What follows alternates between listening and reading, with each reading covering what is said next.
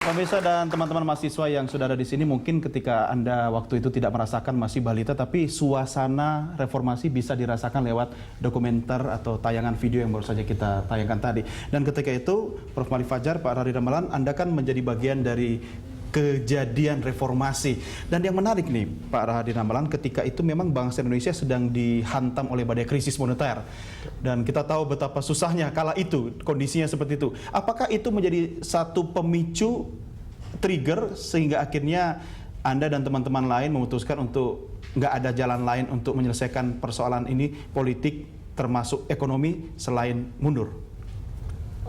Saya kira kalau soal ekonomi ya, apapun beratnya, itu harus kita hadapi.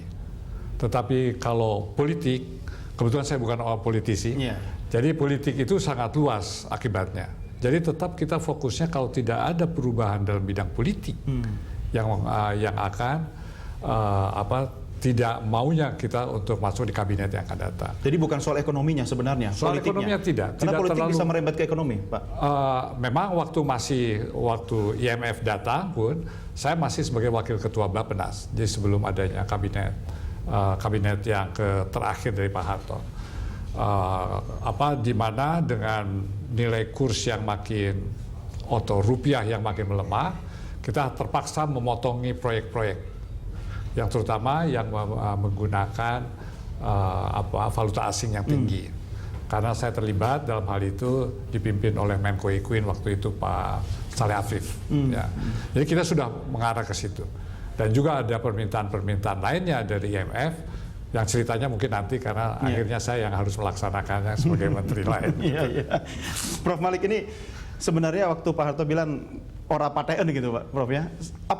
Atau kondisi apa yang meyakinkan beliau untuk akhirnya memilih legowo, atau memang tidak legowo sebenarnya Pak Harto untuk pada waktu mundur? Itu juga belum legowo, karena terus sehabis pertemuan itu lalu beliau mengajak kita berhadapan menyampaikan konferensi pers, menyampaikan bahwa beliau akan membentuk satu tim reformasi yang nanti akan dibicarakan bersama tim 9. Tapi sampai detik akhir tanggal 21 sebelum itu saya sampai ditelepon oleh Pak Satria Mosid selaku sekdek, Malik, ini saya sudah di bawah kolong Pak Harto, kalau enggak bisa tolong deh Cak Nur supaya mau gitu. Jadi memang diharapkan tokoh Cak Nur.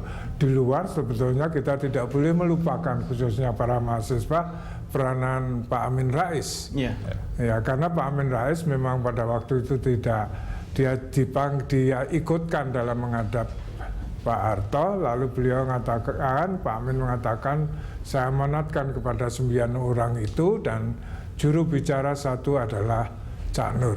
Dan disitulah sebetulnya persoalannya menjadi semacam dua sisi sekeping mata uang. Ya. Politik, ekonomi. Politik tentu saja berpengaruh pada ekonomi juga berpengaruh pada politik. Tapi akhirnya Pak Harto bisa legowo itu lama setelah reformasi. Waduh, itu semacam tarik-menarik itu. Bahkan dalam pembicaraan itu, lalu beliau memanggil Pak Wiranto selaku Panglima ABRI supaya masuk. Tapi Pak Wiranto juga tidak bisa bicara apa-apa kecuali yang mengatakan inilah satu keadaan. Hampir boleh dikatakan beliau tidak ngomong dalam tim 9 itu. Hanya terus terang juga Gus Dur malahan yang katakan kalau dalam bahasa Jawa itu nyeletuk gitu ya. Bicara begini, loh kok jadi begini perkembangannya. Dan begitu cepat. Sampai berarti tidak diduga sama sekali dong kejadian itu?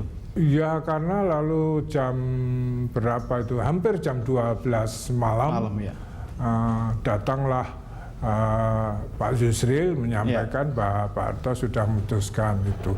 Dan ini sebetulnya untuk adik-adik mahasiswa sangat penting, bukan saja peristiwa reformasi, tapi itu bisa dilihat dari buku-buku yang sudah cukup banyak mengenai testimoni, juga tadi video yang itu ditayangkan. Karena itulah Prof, kita juga akan minta pendapat rekan-rekan mahasiswa yang saat itu masih calon mahasiswa, masih balita. Ada yang ingin bertanya tentu di sini. Silakan, siapa? Oke, namanya siapa? Nama saya Anggita Prima dari Universitas Budi Luhur. Silakan. Saya ingin bertanya, tadi kan dikatakan oleh Profesor bahwa reshuffle kabinet ini tidak akan berhasil. Apakah Presiden Soeharto tanggapannya atas bahwa dia tahu bahwa reshuffle ini tidak akan berhasil?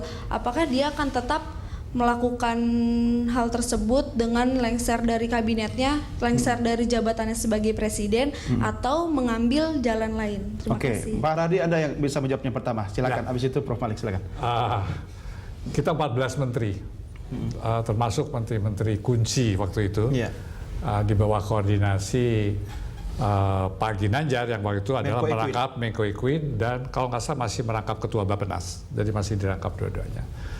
Jadi setelah kita menimbang dan diskusi cukup lama di kantor beliau di Bappenas, kita mengatakan demikian, kalau tidak ada perubahan politik, maka tidak ada manfaatnya reshuffle.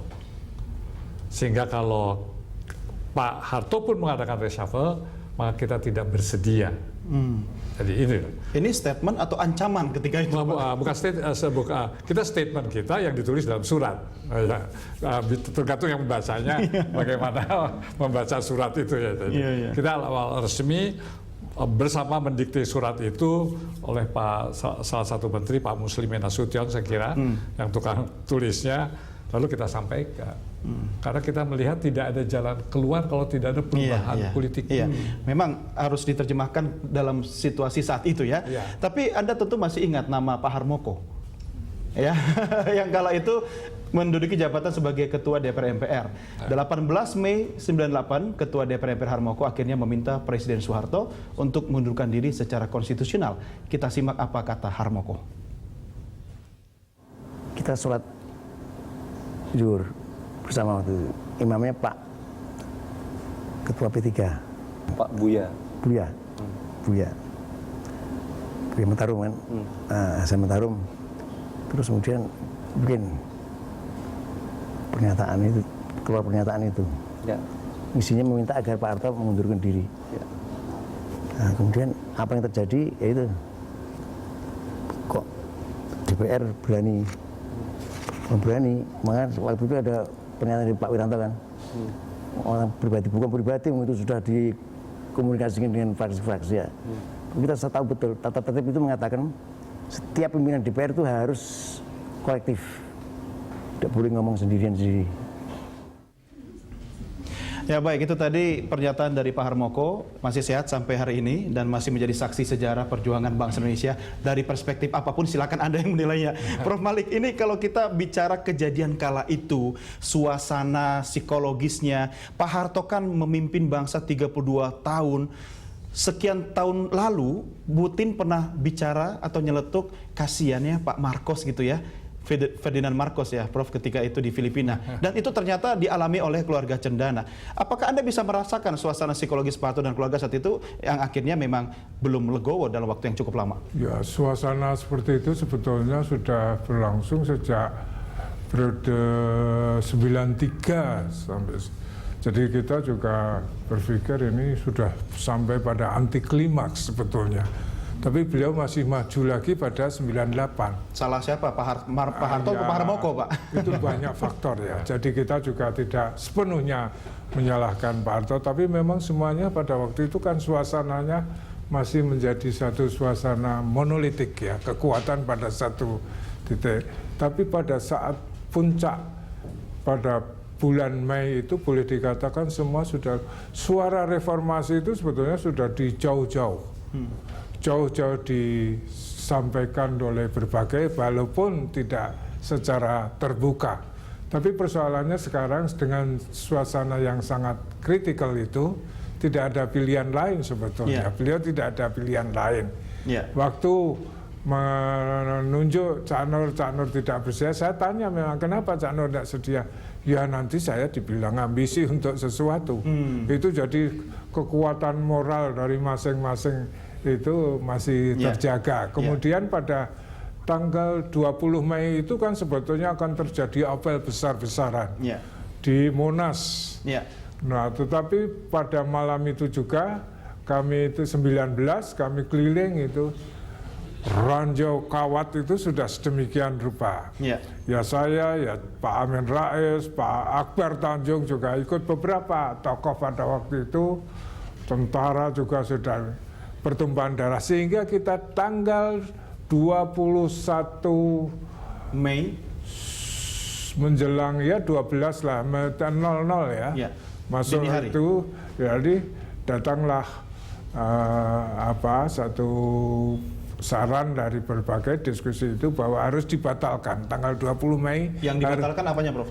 Demonstrasi yang apel di pengeran Monas massa itu, itu ya, karena ya. akan terjadi pertumpahan darah, Ya. sehingga kita pada waktu itu tidak ada cari lain ya, Ya. untuk televisi, dan paling sebelum subuh harus sudah ditayangkan itu. Ya, baik. Untung dibantu oleh Cak MH Ainun Najib mengontak Pak SK Suhadi ya. Ya. Nah, itu lalu ditolong dengan waktu itu salah satu TV SCTV. Lalu cepat konferensi persnya di rumah. Dan ditulis dengan tulisan tangan, kita semua tanda tangan yang hadir menyampaikan bahwa besok pagi tidak ada Ya. apel. Dan sebetulnya Baik. tidak semuanya ya. Jadi faktor kondisi TNI ABRI khususnya juga sudah goyah juga. Ya, gitu. baik, Prof. Saya harus mengakhiri diskusi kita kali ini, tapi singkat saja, Pak Hadi, ketika situasi itu memang berkembang, apa sebenarnya yang diwariskan ketika para menteri yang sebelumnya tergabung dalam sebuah pemerintahan yang sangat kuat, akhirnya rame-rame memutuskan mundurkan diri, tidak mendukung Pak Harto? Apa pesannya sebenarnya apa untuk reformasi? Pesannya ya kita harus berani mengambil keputusan sesuatu. Sikap ya? Sikap yang jelas. Walaupun kita tahu, toh begitu setelah kita tidak mau Dilibatkan ditunjuk dalam kabinet. lagi, tapi oleh Presiden Habibie kita diangkat lagi jadi Iya. menteri. Tapi Anda termasuk yang dibenci Pak Harto nggak setelah itu? Oh enggak, saya Enggak, ya? tetap, saya masih tetap berkunjung, hubungan baik, mau tidak mau, beliau telah mengembangkan juga Indonesia. Iya. Dan dia adalah sesepuh kita yang perlu dihormati, tidak Iya. perlu dikesampingkan begitu saja. Baik, Bapak-Bapak sekalian, memang ketika kita bicara tentang sejarah reformasi tidak akan pernah tuntas dalam sebuah program televisi. Namun apa yang Anda berdua sampaikan di sini tentu akan menjadi sebuah bukti bahwa jejak reformasi tidak akan pernah hilang, khususnya transfer reformasi ini kepada generasi muda yang ada di depan kita sekarang ini. Baik, terima kasih Bapak sekalian. Dan Teman-teman, perlu diperhatikan Ya. sekarang ini adalah buah dari reformasi. Baik. Suasana cair dan semua orang bisa menyampaikan. Iya, amin. Kita berikan tepuk tangan buat narasumber kita. Baik, dan pemirsa, apa saja yang kita petik dari momen reformasi tahun 98 saat ini, kita akan membahasnya di segmen berikutnya. Tetap bersama kami.